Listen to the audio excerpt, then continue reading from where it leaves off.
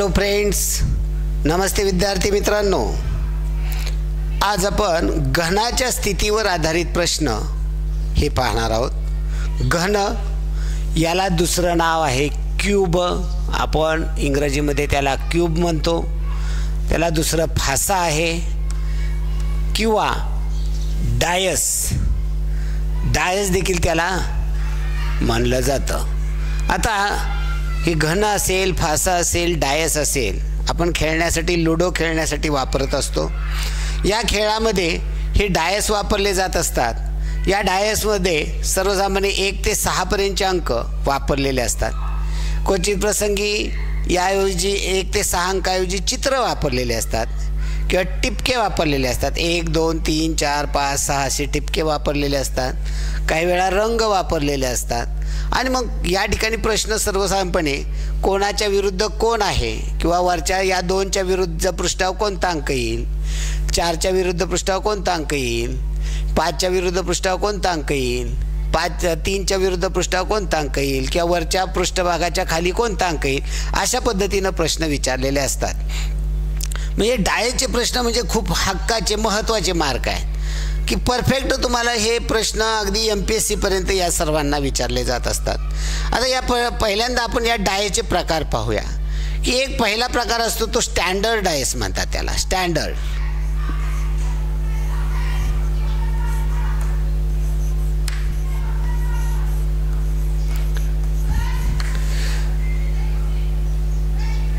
हा स्टँडर्ड डायस जो असतो हा विशेष सर्वसामान्य डायस असतो.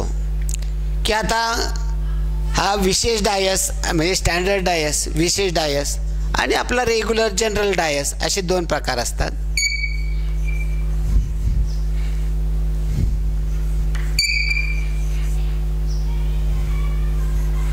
स्टँडर्ड डायस आणि जनरल डायस. आता याच्यामध्ये स्टँडर्ड डायस कसा ओळखायचा आणि जनरल डायस कसा ओळखायचा हे फक्त माहितीसाठी स्टँडर्ड डायस कुठेही वापरला जात नाही. कारण स्टँडर्ड डायसमध्ये काय असतं, त्याचे विरुद्ध जे अंक आहेत त्यांची बेरीज 7 येत असते. आता उदाहरणार्थ यातला स्टँडर्ड डायस कोणता असू शकेल. आता या ठिकाणी पाहायचं की या ठिकाणी 2 अंक 5 आणि 3 8 होते, 5 आणि 2 7 होते, 3 आणि 2 5 होते. म्हणजे या जर ह्याच्यामध्ये पाहिलं 5 अधिक 3 होत आहेत, 5 अधिक 2 होत आहेत आणि 2 अधिक 3 होत आहे. या ठिकाणी जर कुणाची बेरीज 7 येत नसेल तर तो स्टँडर्ड डायस असतो. आता याची बेरीज 5 आणि 3 8 येते, या ठिकाणी 5 आणि 2 7 येते, 3 आणि 2 5 येते. म्हणजे एकाची बेरीज 7 येते म्हणजे हा स्टँडर्ड डायस नाही.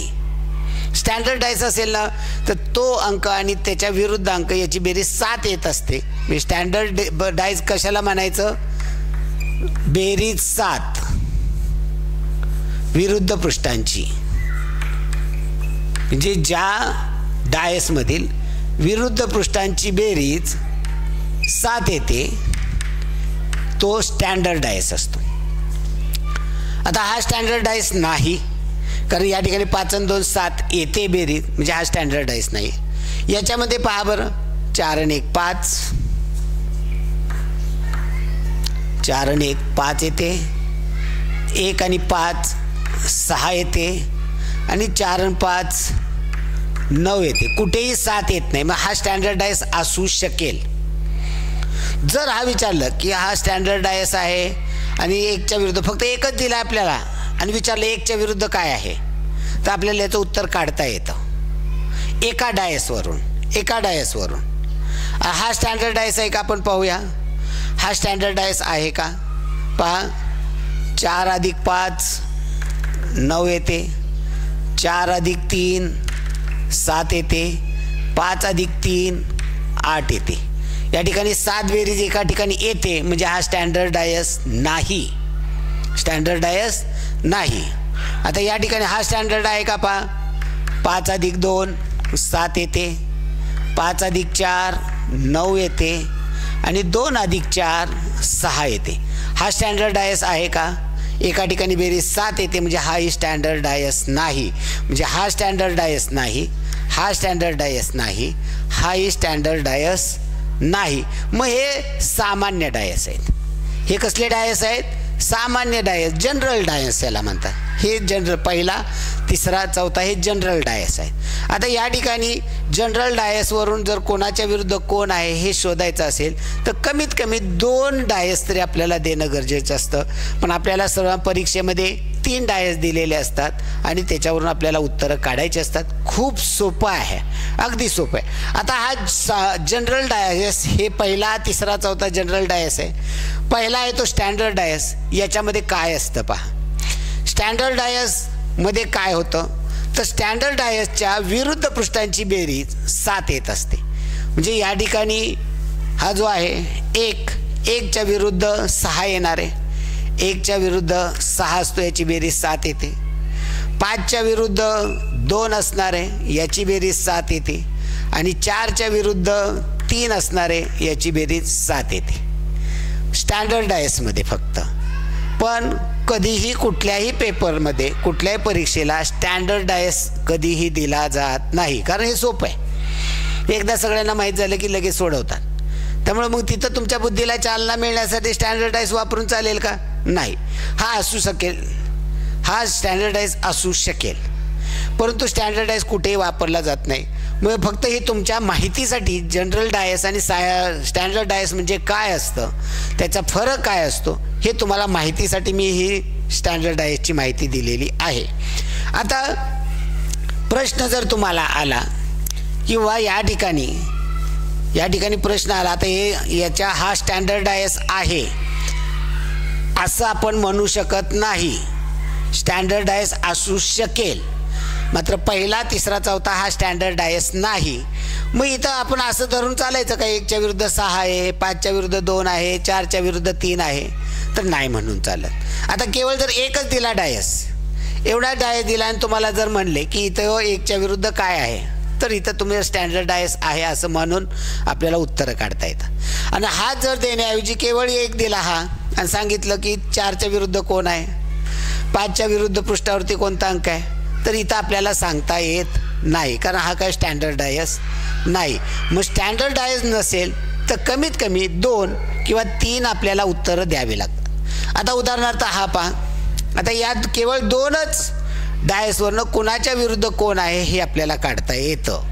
आता विचारलेलं आहे किंवा या ठिकाणी 5 कॉमन आहे, 4 कॉमन आहे. प्रश्न विचारला जाईल 3च्या विरुद्ध पृष्ठावर कोणता अंक आहे, 3च्या विरुद्ध पृष्ठावरती कोणता अंक आहे. जर आपल्याला 2, 3, 4 डायस दिले असतील आणि त्याच्यामध्ये कॉमन जर अंक असतील, या ठिकाणी जर तुम्ही पाहिलं तर या ठिकाणी 5 दोन्हीकडे दिलेला आहे, 4 दोन्हीकडे दिलेला आहे, म्हणजे 5 आणि 4 या दोन्हीकडेही आहे. तेव्हा राहिलेलं कोण आहे, 2 आणि 3 हे विरुद्ध अंक असतात. म्हणजे 3च्या विरुद्ध 2 आहे किंवा 2च्या विरुद्ध 3 आहे. जेव्हा बाकीचे 2 अंक कॉमन असतात, 4 आणि 5 कॉमन आहे, इथेही 4, 5 कॉमन आहे, तेव्हा आणि तेव्हाच फक्त ही क्लुप्ती वापरता येते. मग आपल्याला जेव्हा 4, 3, 4 डायस दिलेले असतात तेव्हा अशी आकृती येते. तेव्हा पटकन आपण बाकीच्या कृती करण्यासाठी लागणारा वेळ त्यापेक्षा याचा वेळ पटकन होतो. एक आपल्याला आकृती मिळाली, एकाच्या विरुद्ध कोण आहे, कोणाच्या विरुद्ध कोण आहे, आणि हाच प्रश्न असतो सर्वसाधारणपणे. जेव्हा 2 कॉमन, 4 आणि 5 कॉमन आहे तेव्हा 2च्या विरुद्ध कोण आहे, 3च्या विरुद्ध कोण आहे, एवढाच प्रश्न असतो. जेव्हा या ठिकाणी जेव्हा असे प्रश्न दिलेले असतात त्या ठिकाणी एक क्लुप्ती वापरता येते. म्हणजे पहिली ही क्लुप्ती आहे की दोन्हीकडे कॉमन जर अंक असतील तर जे कॉमन नाहीत ते एकमेकाच्या विरुद्ध असतात. आता दुसरी क्लुप्ती पहा. दुसरी क्लुप्ती कशा पद्धतीनं आहे. दुसऱ्या क्लुप्तीमध्ये आता या ठिकाणी कॉमन पहा, 5, 2, 3, 1, 4, 5 याच्यामध्ये कॉमन 5 आहे. जेव्हा या पद्धतीनं असतात तेव्हा बऱ्याच वेळा या पद्धतीनं हे गणित कशा पद्धतीनं येतं सोडवता येतं पहा. जेव्हा कॉमन 5 आहे, एकच अंक कॉमन आहे, तो 2 वेळा लिहा, 5 2 वेळा लिहायचा. आणि 5 पासून आपण एका विशिष्ट दिशेने जायचं. मग घड्याळाच्या दिशेने जावा किंवा घड्याळाच्या विरुद्ध दिशेने जावा. तुम्ही 5 पासून जर घड्याळाच्या दिशेने गेला तर 5च्या नंतर अंक आहे 2 3, म्हणजे 5च्या नंतर आहे 2 आणि नंतर आहे 3. या ठिकाणी पहा 5च्या विरुद्ध 5 पाहिला, 5च्या नंतर घड्याळाच्या दिशेने बघत जायचं. 5च्या नंतर घड्याळाच्या दिशेने 1 आहे, 4 आहे. मग या 5च्या नंतर घड्याळाच्या विरुद्ध घड्याळाच्या दिशेने गेलं, 1 आहे, 4 आहे. याचा अर्थ आपल्याला इथं उत्तर मिळालेलं आहे. इथं उत्तर मिळालेलं आहे म्हणजे कोणाच्या विरुद्ध कोण आहे हे उत्तर आपल्याला इथं प्राप्त झालं आहे. म्हणजे 2च्या विरुद्ध 1 आहे किंवा नाही, आणि 3च्या विरुद्ध 4 आहे. म्हणजे जेव्हा एकच अंक कॉमन असेल, 2 आहे. हा प्रश्न वेगळा आहे, या प्रश्नाचा याच्याशी संबंध नाही आहे. या डायसवरती काय म्हणलेलं आहे आपण की या प्रश्न विचारलेला असतो कुणाच्या विरुद्ध कोण आहे, 2च्या विरुद्ध पृष्ठावरती कोणता अंक येईल, 4च्या विरुद्ध पृष्ठावरती कोणता अंक येईल, असा जेव्हा प्रश्न असतो. 2च डायस दिलेले असतात तेव्हा. आता 3 डायस दिला असेल तरी पण या ठिकाणी ही प्रक्रिया वापरता येते. या पद्धतीनं आपल्याला जाता येतं. पटकन जाण्यासाठी ही पद्धत पण तिथं वापरता येते. म्हणजे या सगळ्या पद्धती माहिती पाहिजेत. मेन बेसिक पद्धत मी पुढच्या भागामध्ये घेणार आहे की बेसिक पद्धत तर जाणार आहोत, पण त्याच्या अगोदरची ज्या ट्रिक्स आहेत त्या बेसिक पद्धतीपेक्षा कमी वेळामध्ये पटकन सोडवता येणारे ट्रिक्स या आहेत. ही या ठिकाणी काय पहा की दोघांमध्येही कॉमन 2 अंक असतील तर जो कॉमन नाही तो एकमेकाच्या विरुद्ध असतो. याच्यामध्ये 5 आणि 4 दोघांमध्ये कॉमन आहे. इथेही 4 5 आहे, इथेही 4 5 आहे. म्हणजे कॉमन नसणारा 3 आहे आणि 2 आहे, म्हणून 3च्या विरुद्ध 2 ही जोडी आपल्याला लगेच मिळते आणि एवढाच प्रश्न विचारलेला असतो. तेव्हा आपल्याला ही पद्धत वापरता येते. आता जेव्हा 2 डायस दिलेले असतात आणि 2 डायसमध्ये फक्त 1 आणि 1च कॉमन असतो अंक, तेव्हा काय करायचं, जो कॉमन आहे तो 2 वेळा लिहा आणि त्या कॉमन अंकापासून सुरुवात करायची आणि घड्याळाच्या दिशेने जायचं. 5 पासून, आता इथे दोन्हीकडे कॉमन 5 आहे, मी 5 पासून घड्याळाच्या दिशेने गेलो, 5च्या नंतर घड्याळाच्या दिशेने गेलो, मला 2 येईल पहिल्यांदा, नंतर 3 येईल, म्हणून 2 आणि 3 लिहिला. इथे 5 मी इथे पॉईंट केला, 5च्या नंतर घड्याळाच्या दिशेने मी गेलो, काय आला 1, 5च्या नंतर 1 आला, 4 आला, म्हणजे 1 आणि 4 म्हणजे 2च्या विरुद्ध 1 आहे, 3च्या विरुद्ध 4 आहे. राहिला कोण? आता कॉमनमध्ये जर डायसवर पाहिलं तर 1 ते 6 अंक असतात. राहिला कोण? 5च्या विरुद्ध 5 येणार आहे का? नाही. 5च्या विरुद्ध राहिलेला अंक, मग कोणता राहिलेला अंक आहे? 1 2 3 4 5 राहिला कोणता? 6. म्हणजे 5च्या विरुद्ध कोण असणार आहे? 6 असणार आहे. एवढं साध्या सोप्या पद्धतीनं आपण हा डायस सोडवू शकतो. एवढ्या साध्या सोप्या 2 पद्धती आहेत की ज्याद्वारे तुम्हाला डायस अत्यंत चांगल्या पद्धतीनं लक्षात येतो. स्टँडर्ड डायसवर कधीही प्रश्न विचारला जात नाही. स्टँडर्ड डायसमध्ये विरुद्ध पृष्ठांची बेरीज 7 असते आणि आपल्याला हा स्टँडर्ड डायस आहे का नाही हे कसं ओळखायचं, तर 2 लगतच्या पृष्ठांची बेरीज ही 7 आली नाही पाहिजे. कारण स्टँडर्ड डायसमध्ये विरुद्ध पृष्ठांची बेरीज 7 असते. त्यामुळे 1च्या विरुद्ध 6 किंवा 6च्या विरुद्ध 1, 3च्या विरुद्ध 4 किंवा 4च्या विरुद्ध 3, 2च्या विरुद्ध 5 किंवा 5च्या विरुद्ध 2 ही स्टँडर्ड डायसची पद्धत आहे. पण परीक्षेमध्ये कुठेही स्टँडर्ड डायस येत नाही, फक्त हे तुम्हाला माहितीसाठी दिलेलं आहे. या पद्धतीनं प्रश्न येतात. आता आपल्याला या पद्धतीने एखादा प्रश्न घेऊया आपण की ज्याद्वारे आपल्याला हा प्रश्न आपल्याला पटकन सोडवता येईल. की या ठिकाणी की उदाहरणार्थ बुवा या ठिकाणी आता हे माहिती झालं आपल्याला, हे सोडवलं, आपण वेगळा प्रश्न घेऊया. पहा की ज्याद्वारे आपल्याला पटकन कुणाच्या विरुद्ध कोण आहे हे लगेच शोधता येईल. आता मी या ठिकाणी 2 डायस घेतो. 2 डायसवरून आपल्याला हे शोधता येतं. केवळ 2 डायसवरूनही आपल्याला हे काढता येईल. पहा पहिल्या डायसवरचे अंक पहा 1 4 6, 1 4 6, 3 4 6. आता या ठिकाणी पहा कोणाच्या विरुद्ध आपल्याला प्रश्न विचारलेला असतो. 3च्या विरुद्ध कोण पृष्ठावरती अंक कोणता येईल, 3च्या विरुद्ध पृष्ठावरती कोणता अंक येईल. तेव्हा आपल्याला पटकन लगेच आपल्याला या केवळ 2 याच्यावरून आपल्याला उत्तर काढता येतं. ही कॉमन जर पाहिला तर 4 आणि 6 दोन्हीकडे कॉमन आहे. जेव्हा 4 आणि 6 कॉमन असतात तेव्हा 4 आणि 6 हे कॉमन आहेत. राहिलेले कोण आहेत? राहिलेला 1 आहे इकडे आणि इकडे 3 आहे. म्हणजे हे 1 आणि 3 परस्पर विरुद्ध बाजूला आहेत. 1च्या विरुद्ध पृष्ठावरती 3 आहे, 3च्या विरुद्ध पृष्ठावरती 1 आहे. आता मग राहिला कोण? व 4च्या विरुद्ध कोण आहे, 6च्या विरुद्ध कोण आहे, हे आपल्याला याच्या केवळ या 2 डायसवरनं करता येत नाही. त्याला कमीत कमी 3 डायस देणं गरजेचं असतं. जर 2-3 डायस दिले असतील तर आपल्याला या ठिकाणी उत्तर हे सर्व काढता येतं. पहा, अजून एक मी घेतो. 5, 6 आणि 3.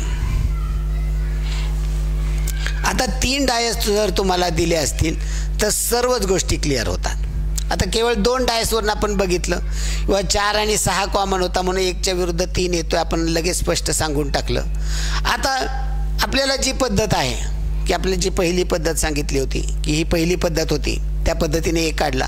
दुसरी पद्धत मी सांगितली होती. दुसऱ्या पद्धतीमध्ये काय पाहायचं की दोघांमध्ये कॉमन 1च अंक असणारा. आता या ठिकाणी पहा 3. आता या ठिकाणी या दोघांमध्ये कॉमन काय आहे? हो, 6 आणि 3 आहे. म्हणजे राहिला कोण? आपण मूळ याच्यामध्ये गेलोच नाही, अजून बेसिक पद्धतीमध्ये गेलोच नाही. या दोघांमध्ये कॉमन होता 4, 6. 4, 6 बाजूला लिहिला. राहिला कोण? 1, 3 म्हणून 1, 3 काढला. या दोघांमध्ये कॉमन आहे 6 आणि 3 कॉमन आहे. राहिला कोण? 4, 5. म्हणजे 4च्या विरुद्ध 5 आहे. मग राहिली जोडी कोणती? राहिलेली जोडी एकमेकाच्या विरुद्ध असणार आहे. राहिलेली जोडी कोणती आहे? 2 आणि 6 आहे. 2 आणि 6 आहे. म्हणजे केवळ 2-2 डायसवरून आपण उत्तरापर्यंत पोचलो. आता मेन जी बेसिक पद्धत आहे ती मी पुढील भागात तुम्हाला सांगणार आहे. पुन्हा पहा, या ठिकाणी आपण केवळ 2 डायसवरून आपण उत्तरापर्यंत पोचलो. या 2 डायसवरून उत्तरामध्ये पोचलो, आपल्याला काढता आलेला आहे. पुन्हा पहा, या ठिकाणी हा जनरल डायस आहे. या ठिकाणी बेरीज इथं 7 येते म्हणजे हा स्टँडर्ड डायस नाही. हा इथे बेरीज 7 येते म्हणजे हाही स्टँडर्ड डायस नाही. परंतु याच्या जोडीला हा पण दिलेला आहे म्हणजे हे 2 स्टँडर्ड डायस नाही. म्हणजे 1 स्टँडर्ड असू शकेल का? नाही असू शकणार. केवळ 1 दिला असेल तर तो स्टँडर्ड डायस आहे का नाही आपल्याला हे ओळखता येतं. किंवा स्टँडर्ड डायस एकटा दिला असेल, कोणाच्या विरुद्ध कोण आहे विचारलं तर आपल्याला सांगता येतं. परंतु स्टँडर्ड डायसवर कधीही प्रश्न विचारले जात नाहीत. आता या 2 प्रश्नावरून आपण काय केलं? 4 आणि 6 कॉमन आहे म्हणून राहिला 1च्या विरुद्ध 3 आहे. आता याच्यामध्ये पाहिलं 3 आणि 6 कॉमन आहे. 3 आणि 6 कॉमन आहे म्हणून राहिला 4च्या विरुद्ध 5 आपण जोडी लिहिली. आणि राहिलेली जोडी 1च्या विरुद्ध 3, 4च्या विरुद्ध 5 राहिलं, 2च्या विरुद्ध 6 म्हणून आपण 2च्या विरुद्ध 6 काढलेला आहे. आता पुढील भागामध्ये अगदी बेसिकमध्ये आपण प्रत्येक गोष्ट पाहूया. ओके, धन्यवाद मित्रांनो.